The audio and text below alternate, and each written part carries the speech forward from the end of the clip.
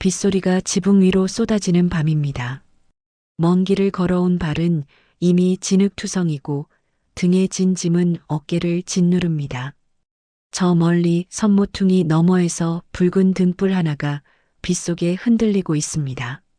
냄새가 먼저 옵니다. 고기 국물과 막걸리, 그리고 누군가 장작을 떼는 연기 냄새. 문을 열자마자 들려오는 목소리 하나. 어이구, 이 밤중에 웬 손님이야. 얼른 들어와요. 그 목소리의 주인공이 오늘 이야기의 중심에 있습니다. 우리는 주모를 흔히 드라마 속 조연 정도로 기억합니다. 술잔을 채워주고 농담을 주고받는 인물. 하지만 실제 기록을 들여다보면 이야기가 전혀 달라집니다. 주모는 조선의 물류 위에 앉은 경영자였고 전국의 소문이 모이고 흩어지는 정보의 관문이었습니다. 그리고 무엇보다 남성 중심의 유교 사회에서 자기 힘으로 자기 왕국을 세운 독립적인 사람이었습니다. 왜 하필 여성이 그 자리에 있었을까요? 그리고 어떻게 그 자리를 지킬 수 있었을까요? 오늘 밤 천천히 따라오셔도 됩니다. 조선 전기, 주막은 사실 거의 없었습니다. 지금 우리가 상상하는 형태의 주막, 그러니까 누구나 들어가 밥 먹고 술 한잔하고 하룻밤 묵는 그런 공간은 조선 초기에는 존재하지 않았습니다. 1488년 성종 19년에 최부라는 관리가 쓴 기록을 보면 당시의 분위기가 잘 드러납니다. 길을 가다 날이 저물면 민가의 문을 두드렸습니다. 밥을 얻어먹으면 땔감을 해다 주거나 약간의 물건을 건넸습니다. 서로 돕는 방식이었습니다. 국가가 운영하는 원이나 역이 있기는 했습니다. 하지만 그곳은 공무를 수행하는 관리들만 이용할 수 있었습니다. 일반 백성이나 상인들에게는 그저 낯선 집 처마 아래가 전부였습니다. 그런데 17세기를 지나면서 조선 사회가 흔들리기 시작합니다. 임진왜란과 병자호란, 두 번의 전란이 나라를 뒤집어 놓았습니다. 국가는 재건을 위해 세제를 손봐야 했습니다. 그 핵심이 대동법이었습니다. 1608년 경기도에서 처음 시작된 이 제도는 약 100년에 걸쳐 전국으로 퍼져나갑니다. 1708년 숙종 34년에는 평안도와 함경도를 제외한 거의 전 지역에서 시행됩니다. 세금을 쌀이나 옷감 대신 돈으로 낸다. 이 단순한 변화가 조선 경제의 체질을 바꿨습니다. 돈이 돌기 시작하자 시장이 살아났습니다. 1770년 영조 46년에 편찬된 동국문헌비고에 따르면 당시 조선 전역에는 1000개가 넘는 장시가 형성되어 있었습니다. 장시와 장시 사이를 오가는 사람들이 늘었습니다. 물건을 등에 지고 전국을 누비는 보부상들이 이 길 위를 메웠습니다. 여기서 중요한 건 개인의 욕심이 아니라 구조였습니다. 사람이 움직이면 먹어야 하고 자야 합니다. 그 수요를 누군가 채워야 했습니다. 그 자리에 주모들이 나타났습니다. 잠깐 멈춰보면요. 왜 하필 여성이었을까요? 당시 남성들은 국가의 부역에 동원되거나 농사에 묶여 있는 경우가 많았습니다. 반면 생계를 스스로 해결해야 하는 여성들은 시장통으로 나왔습니다. 유교 사회라고 해도 먹고 사는 문제 앞에서는 여성의 경제 활동이 묵인되거나 때로는 장려되기도 했습니다. 사회가 만들어 놓은 빈자리에 주모들이 들어선 것입니다. 기록은 차갑지만 그 안에는 사람이 내린 선택이 있습니다. 주모가 먼저 한 일은 자리를 고르는 것이었습니다. 나루터, 고개마루, 큰 장터 어기, 이 세 가지 중 하나를 골랐습니다. 한양으로 물자가 올라오는 남한강 나루터 주변, 영남대로의 험한 고개 아래, 사람과 짐이 모이고 흩어지는 장터 근처, 주모들은 이른바 목을 지켰습니다. 길목 중의 길목이었습니다. 이 선택은 단순한 위치 선택이 아니었습니다. 고객을 고른 것이었습니다. 보부상들, 상단의 일꾼들, 과거를 보러 상경하는 선비들, 공문서를 들고 이동하는 아전들. 주모의 주막은 이들 모두의 거점이 되었습니다. 그런데 주막의 수익 구조가 독특합니다. 방은 공짜였습니다. 좁고 허름한 방에 수십 명이 한꺼번에 쓰러져 자는 형태였지만 주모는 그 공간에 대한 비용을 받지 않았습니다. 19세기 말 조선을 찾은 서양 선교사들의 기록에도 이 점이 등장합니다. 그러면 어디서 돈을 벌었을까요? 술과 밥, 그리고 말 사료였습니다.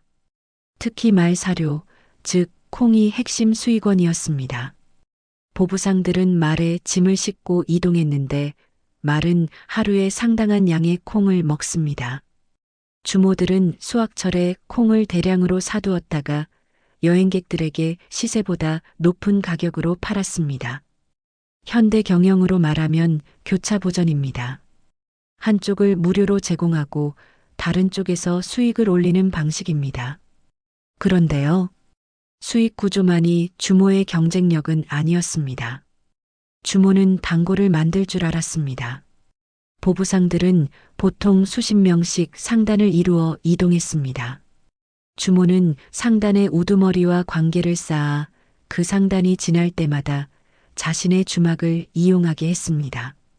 일종의 전속 계약이었습니다. 물건을 위탁 판매해 주기도 했고 다음 장터의 시세 정보를 미리 귀띔해 주기도 했습니다. 급할 때는 돈을 빌려주기도 했습니다. 19세기 중반의 기록인 오주연문장 전상고를 보면 주막이 단순한 숙박시설을 넘어 상업거래의 보증인 역할까지 했다는 내용이 나옵니다. 주모는 신용을 파는 사람이기도 했습니다. 여러분이라면 그 상황에서 어떤 선택을 하셨을까요? 낯선 사람에게 돈을 빌려주고 물건까지 맡아두는 것. 그건 단순한 친절이 아니라 계산된 관계 관리였습니다. 여기서 분위기가 바뀝니다. 주막의 솥 이야기를 빼놓을 수 없습니다. 주모는 솥에 불을 끄지 않았습니다. 손님이 오면 곧바로 밥과 국을 낼 수 있도록 항상 뜨거운 국물을 유지했습니다. 밥에 뜨거운 국물을 부었다가 따르는 방식은 밥의 전분을 변화시켜 소화를 돕고 국물 맛을 더 진하게 만들었습니다. 지금 우리가 먹는 국밥의 원형입니다. 막걸리는 주모가 직접 빚었습니다. 누룩을 띄우고 고두밥을 쪄서 항아리에서 발효시키는 과정. 이건 오랜 경험과 감각이 없으면 할 수 없는 일입니다. 규합총서라는 18세기 생활서에는 술 빚는 방법만 100가지 이상이 실려 있지만 주모들은 자신만의 방식을 고수했습니다. 계절에 따라 안주도 달랐습니다. 봄에는 나물전, 여름에는 동치미, 가을에는 전어, 겨울에는 두부찌개. 제철 재료를 써서 손님의 입맛을 붙들었습니다. 그 집 주모의 국밥 맛을 잊지 못해 일부러 다시 그 길로 돌아온다는 말이 나올 정도였습니다. 잠깐 멈춰보면요. 음식만이 주막의 핵심이 아니었습니다. 주막에는 정보가 흘렀습니다. 매일 수십 명의 나그네가 드나들었습니다. 한양의 정치 소식, 지방의 수해 소식, 과거 시험의 분위기, 왕실의 이야기. 이 모든 것이 주막을 통해 모이고 흩어졌습니다. 주모는 그 흐름의 한가운데 있었습니다. 이때부터 계산이 달라집니다. 정보를 가진 주모는 단순한 상인이 아니었습니다. 1811년 순조 11년 평안도에서 홍경래의 난이 일어났을 때 반란군과 광군 모두 주막을 거점으로 삼아 정보전을 펼쳤습니다. 실록의 관련 기록을 보면 주막에서 얻은 정보로 반란 진압에 기여한 인물들에 대한 포상 논의가 등장합니다. 주모들이 그 정보의 흐름 안에 있었다는 것을 간접적으로 보여줍니다. 과거를 준비하는 선비들에게도 주모는 중요한 존재였습니다. 한양으로 가는 길목의 주막 주모들은 이번 시험의 분위기가 어떤지, 어떤 학풍이 유행인지에 대한 소문을 들려주었습니다. 영남에서 한양으로 가는 선비들이 특정 주막을 고집했던 건 음식만만이 아니었습니다. 여기까지는 한 줄로 이렇습니다. 주모는 공간을 팔았고, 음식을 팔았고, 신용을 팔았고, 정보를 팔았습니다. 그런데 주모에게는 또 하나의 힘이 있었습니다. 조선은 남녀 7세 부동석의 원칙이 지배하는 사회였습니다. 하지만 주모에게 이 원칙은 예외였습니다. 그녀들은 매일 수많은 남성 손님을 상대하면서 당당하게 자신의 목소리를 냈습니다. 술 취한 손님이 행패를 부리면 주모는 빗자루를 들고 나섰습니다. 아무리 양반이라도 주막의 규칙을 어기면 주모의 불호령을 피할 수 없었습니다. 1790년대 정조시대의 정보가 야사를 있습니다. 모은 말씀하십시오. 기록들을 조만간 보면 큰일이 벌어질 거예요. 낙방한 선비가 주모에게 밥값을 외상으로 달라고 사정하는 장면들이 등장합니다. 경제적 실권을 쥔 주모 앞에서 사회적 신분은 그다지 힘을 쓰지 못했습니다. 18세기 문인 이덕무는 자신의 글에서 주막 주모의 거침없는 태도를 두고 장부의 기계가 있다고 적었습니다. 남성 지식인이 여성 주모에게 존경에 가까운 시선을 보낸 것입니다. 여러분이 보시기엔 어떤가요? 유교 사회의 엄격한 틀 안에서 주모가 누렸던 그 발언권은 오롯이 경제적 독립에서 나온 것이었습니다. 사회가 허락한 자유가 아니라 스스로 만들어낸 자유였습니다. 주모는 낮 시간에는 동네 여성들의 사랑방 역할도 했습니다. 세상 물정에 밝았기에 고부 갈등이나 가사 문제에 대해 명쾌한 해답을 내려주기도 했습니다. 억압받던 조선 여성들에게 주모는 선망의 대상이었습니다. 그런데요, 이 모든 것이 공식 기록에도 남아 있습니다. 조선왕조실록과 승정원일기에는 주막에서 벌어진 수많은 사건 사고가 등장합니다. 1724년 경종 4년 7월의 기록을 보면 주막에서 술자리 싸움이 살인으로 번진 사건이 보고됩니다. 관아의 포교들은 가장 먼저 주모를 소환했습니다. 주모는 손님들의 대화 내용, 싸움의 발단, 흉기를 쓴 시점을 상세히 증언하며 사건 해결의 실마리를 제공했습니다. 1880년대 고종시대의 기록에는 또 다른 긴장감이 흐릅니다. 주막이 너무 많아져 곡식 소모가 심하다는 상소가 자주 등장합니다. 역설적이게도 이 상소들이 증명합니다. 주모들이 이끄는 주막 산업이 국가가 신경을 써야 할 만큼 커져 있었다는 것을 개인 일기들도 주모를 기록했습니다. 쇠미록, 미암일기, 오문저. 여행 중에 만난 주모가 건넨 따뜻한 위로, 바가지를 씌우려는 주모와의 신경전, 단골이 된 이후의 친밀한 관계. 이 기록들은 주모가 조선 사람들의 일상에서 빼놓을 수 없는 존재였음을 보여줍니다. 그리고 예술이 그녀들을 담았습니다. 조선 후기 풍속화의 대가 신윤복의 그림 주사거배를 떠올려 보십시오. 붉은 치마를 입고 당당하게 서서 술을 따르는 주모가 화면의 중심에 있습니다. 주변 사내들의 시선은 모두 그녀에게 향해 있습니다. 주모의 표정은 차분합니다. 그 공간의 주인이 누구인지 그림 한 장이 말해줍니다. 김홍도의 주막 그림에는 또 다른 주모가 있습니다. 아이를 등에 업고 바쁘게 움직이는 여인. 따뜻한 시선으로 포착한 그 헌신이 보는 사람의 마음을 오래 붙듭니다. 판소리에도 주모는 있습니다. 춘향 전의 월매는 딸 춘향의 신분 상승을 위해 치밀하게 움직입니다.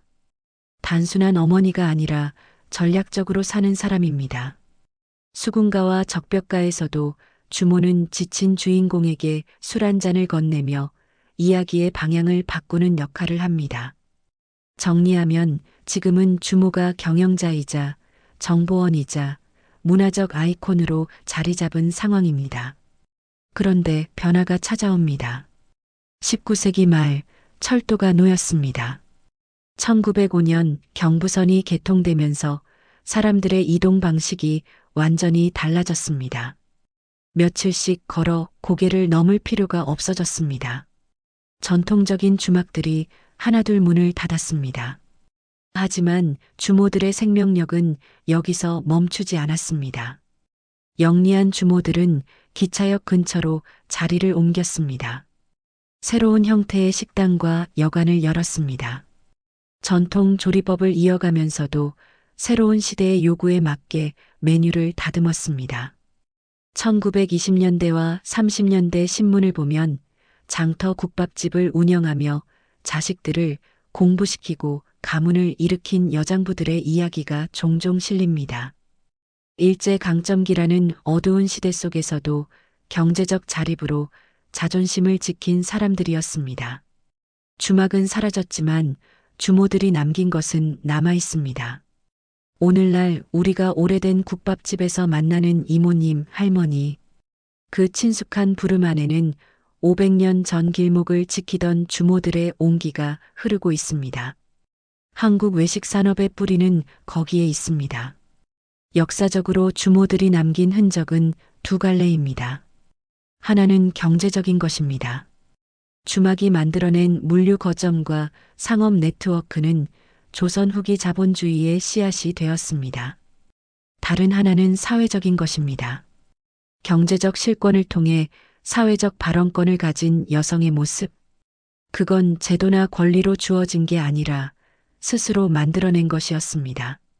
오늘의 관점에서 담담하게 한 가지만 말씀드리겠습니다. 주모들이 유리한 환경에 있었던 건 아니었습니다. 오히려 사방이 막혀 있었습니다. 신분의 벽, 성별의 벽, 제도의 벽. 그런데 그 벽들 사이에서 주모들은 자기 자리를 찾아냈습니다. 주막이라는 작은 왕국을 스스로의 힘으로 세웠습니다. 오늘 말씀드린 일부 야사와 구전 내용은 기록이 엇갈리는 부분이 있어 가능성으로만 남겨두겠습니다. 무심코 먹는 국밥 한 그릇 속에 조선의 경제와 한 사람의 치열한 삶이 녹아 있었습니다. 다음에 오래된 국밥집에 가시게 된다면 묵묵히 솥을 젓는 사장님의 손에서 조선의 주모를 한번 떠올려 보십시오. 오늘 이야기는 여기까지입니다.